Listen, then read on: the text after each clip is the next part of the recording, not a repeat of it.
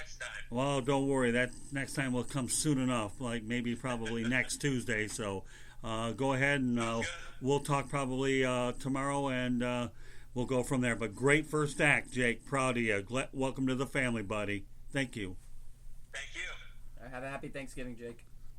Happy Thanksgiving to both of you. All right, thanks. Take care. Bye. Well, how do you follow that up? You can't. How do you follow? We'll follow everything up. But this guy here, I don't. When I find individuals that I want to bring on the program, okay, I know, having been in the business a long time, there's certain people that have a knack for doing certain things, and there's no question, in my opinion, Jake, if he's still there, okay, is fantastic, and he's hearing my compliments. So, Jake, I'm glad you can hear it on live radio, okay, that you are phenomenal. I'm proud of you, okay? So, thank you very much. All right, we'll talk soon. Thanks. Have a good night, buddy, and happy Thanksgiving, but I'll tell you that tomorrow. Thank you again, Jake. All right, bye-bye. Bye. Take care.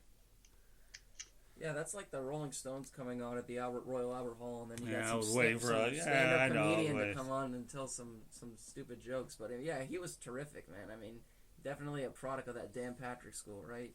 Yeah, well, they developed him pretty good, that's for sure. Got some nice cadence. Yeah, I thought that he was fantastic, though. I mean, I love the correlations between FIU, obviously T.Y. Hilton, a graduate of there, and NFL receiver now with Indianapolis. But yeah, Jake was fantastic. I'm looking forward to having him on again, learn a little bit more about some FIU football. Obviously, we saw, and that's interesting. You talked about. I liked how you mentioned the Shula Bowl upset, the 37-7 drumming by Kiffin and Co.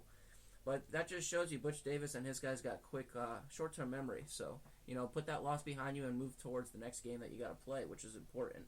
I mean, FAU's been terrific all year, but obviously Butch Davis has done a lot for that program.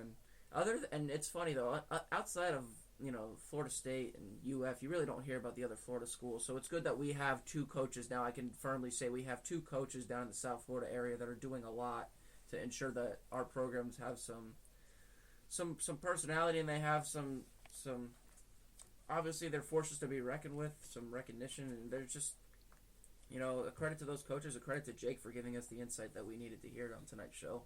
Well, the one thing I can tell you right now, and I think the thing that we've established as time goes on, is I want people that they're going to come on the program, they got to make sure they know the subject matter real well, and that's really what we're trying to accomplish. And I'm not doubting anything. You do a good job with a lot of the things that you've done, not only in baseball, but as you start to become more versatile. And that's the thing that we're striving for.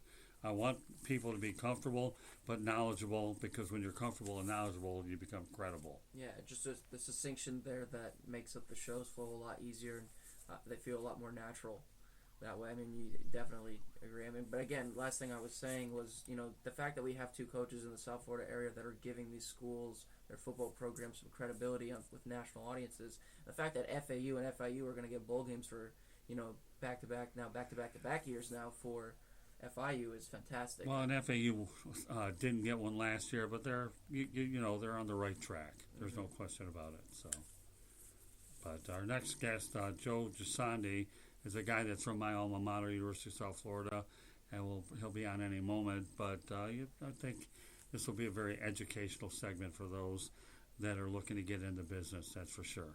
Yeah, I believe he's a journalism professor at the University of Eastern Illinois. Right, correct.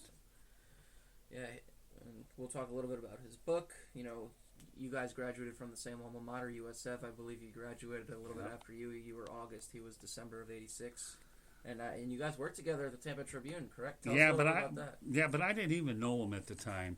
I guess for those individuals that are looking to become professionals, LinkedIn's the way to go. I know you're trying to you had some issues with your technical issues, but for those individuals that are looking to network and get in their field, and more power to them. Yeah, no, it's fun to learn. I mean, those are the kind of people you want to learn from. I think, like, when you look at other majors in college, they're very specialized, and journalism is very sprawling. So I think there's a lot of ethics that go into journalism that you can learn from a professor, because in most cases, most of those journalism professors are journalists in themselves. So you learn a lot of hands-on stuff with them. I think that's what separates that from a lot of other majors in college. Obviously, if you're in the medical field, you have your things that you need to learn, vice versa, with other professions and majors in college. But journalism is a lot more hands-on, I think, in my opinion. I think you have people who've lived those experiences. So there's a lot more relatability with the pupils that they're trying to teach. The same that you're trying to impart your wisdom onto me, and the way that Joe will impart wisdom onto me, and a lot of the other people that are listening to this show with aspirations to get into the field that you and I are lucky to be able to be in. So, it'll be always good conversation with the guests that we bring onto this show. And again, if you want to connect with us, follow us on social media, follow us on Twitter, follow us, like our Facebook page, like the Sports Exchange on Facebook as well. You can listen to our podcast on Spotify, Apple Music, iHeartRadio is one of our big distribution centers, Spreaker. So, our podcasts are out there. We want to interact with you guys. Follow our Twitter page to get in contact with us. Follow us, we'll follow you back. And we love to engage with you and talk sports, everything that is sports. So, anything you want to add on that in regards to what Joe has to talk about coming up? Well, again, he's a guy that obviously is a professor over at Eastern Illinois University, and he lives in the Chicago area. So it was, like I said, a very good experience. I've talked to him, so I'm sure right now, hopefully, he'll be on any moment. So. Yeah, again, I'll say it one more time. The people in the journalism field who teach the courses in college, they have a history in the field.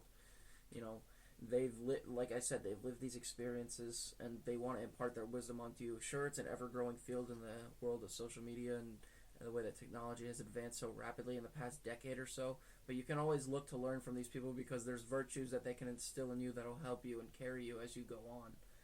I think that's very important. I think it's necessary.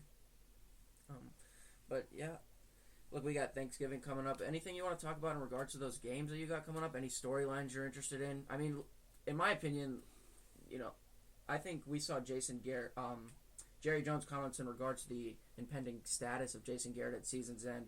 Right. And the fact that he notes that we don't want to make head coaching changes in season, to me, that just says that the writing is on the wall, that I think he's going to be out at season's end. Right. In my opinion, because, look, Garrett's been there for nearly a decade, and he has really nothing to show for it but a couple of playoff appearances. Obviously, they haven't got back to the days of Jimmy Johnson and Parcells and winning those Super Bowls with Emmitt Smith and, the growing Troy Aikman and all those, Michael Irvin, all those guys that they had on there. But, yeah, I think we can clearly see that any hope that Garrett has of remaining there in Dallas is all but cooked because... Yeah, well, right now, Jerry Jones, I don't see where there's any chance whatsoever, that you fire a guy in the midst. I don't know what you accomplish. You don't. And if you're going to do it, you either do it after Thanksgiving when you have 10 days to acclimate, but who do you have for an internal candidate to begin with, that you can think that would really win over the job, especially if you're thinking about a high-profile individual. 100%. That, to me, is something that goes beyond my wildest of imaginations. Particularly, too, look, the loss to New England was rough. But we know how good their defense is. It's historic. They've allowed the least amount of points of any team in the NFL. Just 117 points in their first 11 games. They've only allowed 8 total touchdowns all season. But look, if you lose a game to the Bills, and the Bills are having a good year, they're fighting for a wild card spot in the AFC. It's all but certain that he's going to be out, right? Prescott's had his issues. Elliott struggled mightily these last couple of weeks. He hasn't been the same running back that we saw in the first part of the season. He has his contract. He doesn't really have anything to complain about. The only thing Prescott's complaining about is the fact that he's not making $40 million a year. But I think it all boils down to the head coach. Obviously, things haven't worked with Jason Garrett. And, yeah, it's time for a change. Have you heard anything recently, though? Speaking of another Thanksgiving game, the Lions, obviously, Driscoll gets hurt after Stafford gets hurt with the multiple broken bones in his back. Have you heard anything about the status of Stafford? Well, Stafford says he's hoping to play by the end of the year, but again, that's his thinking. It doesn't mean that's the consensus with the organization. So No, it's funny. Stafford was drafted, I believe, after that disastrous 2008 season. He was the first overall pick in 2009 out of Georgia, obviously, and he's been with that team now. This is his 11th year. Do you see a scenario, and I don't know what his contract status is, but could you see him winding up somewhere else just because of the problems that team has? He doesn't really have a good core of receivers. You know what? No. I know a lot of people have asked me that before, and the reality of the situation is that do I see him landing anywhere else?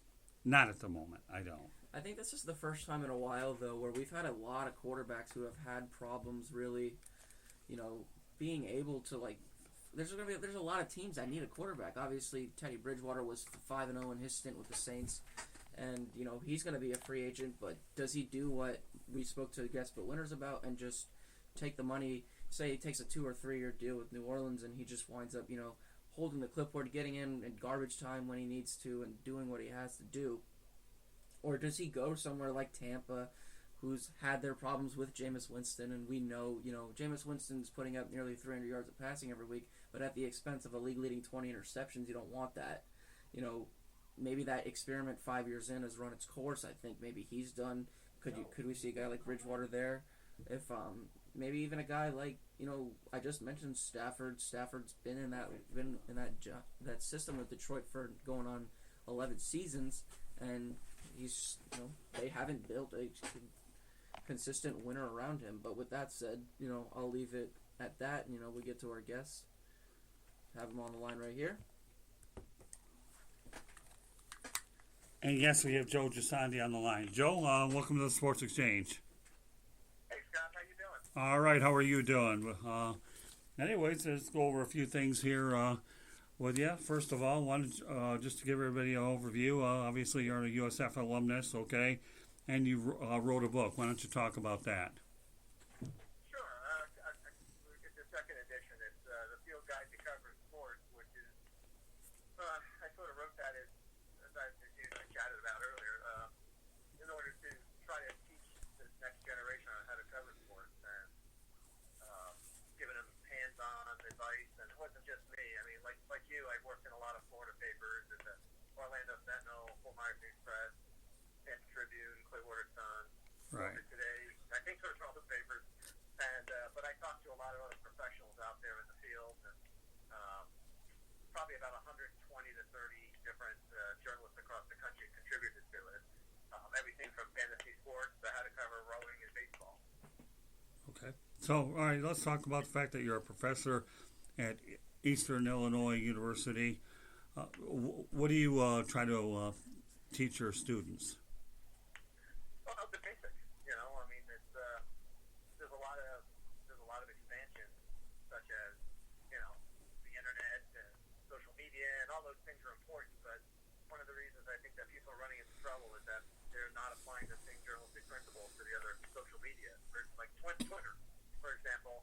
I think people think that they can say whatever the heck they want on Twitter, but they shouldn't. It's like you shouldn't be a fan. If you're a sports writer, it's sports journalism. So I try to tell my students, you shouldn't be out there going rah-rah for any team. Like, I am a New York Yankees fan. I grew up in New Jersey, and I do privately root for them. But if I were covering professional sports, I wouldn't talk about it. Even on mine, I'm a professor of journalism here at Eastern Illinois University, and I do journalism and do some other writing. But I try not to be an over-the-top fan. It's just not. I just think it makes you look bad. And the other thing is, verify facts. Talk to multiple people and tell a story. I mean, ultimately, Right. Sports journalism, as you guys know, is about telling stories, whether it's boxing or baseball or jet skis, whatever the heck you're covering. Just tell a story and use sabermetrics, but don't rely so heavily on them to tell stories, unless, of course, your story is about the metrics. Right. Well, I know one thing. Being in enough press boxes that I have, they ever catch you cheering in a press box, they show you the door, and you never get back. How many times have you been in an NFL press box, let alone a college, more so an NFL, and they say anybody caught cheering, they'll show you the door. They don't think twice about it. It's a working environment only, and you have to treat it that way. And that's where so many people get caught up and they're in awe of where they're at versus understanding the objective at hand, as we both know.